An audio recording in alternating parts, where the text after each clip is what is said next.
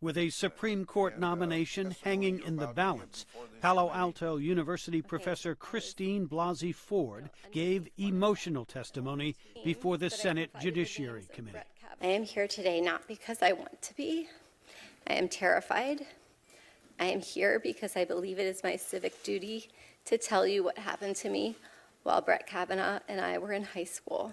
With a national audience looking on, Ford detailed an alleged sexual assault by Brett Kavanaugh when they were both teenagers in the early 1980s.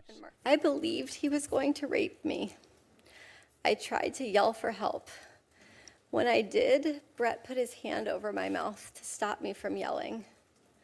This is what terrified me the most and has had the most lasting impact on my life. Ford told senators she is 100% certain that Kavanaugh is the man who assaulted her as one of his friends looked on, and she was asked about her lasting memory of the incident from long ago. Is the laughter, the uproarious laughter between the two, and they're having fun at my expense. After Ford's testimony, nominee Brett Kavanaugh appeared before the committee and offered an emotional and defiant statement of his own, denying Ford's allegation.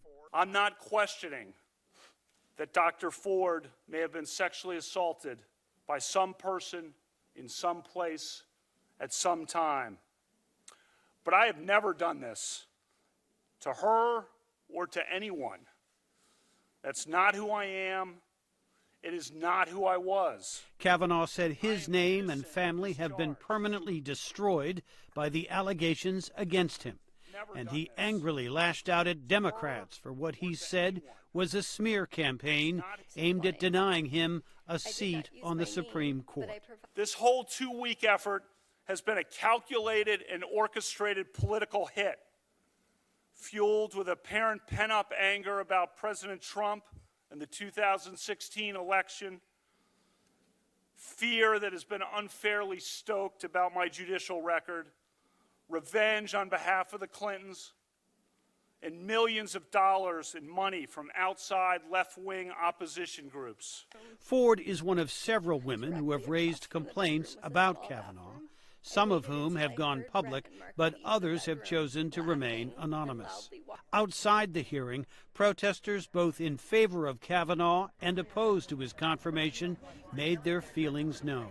Senators must now weigh the testimony from both Ford and Kavanaugh, the fate of President Trump's Supreme Court appointment hanging in the balance. Jim Malone, VOA News, Washington.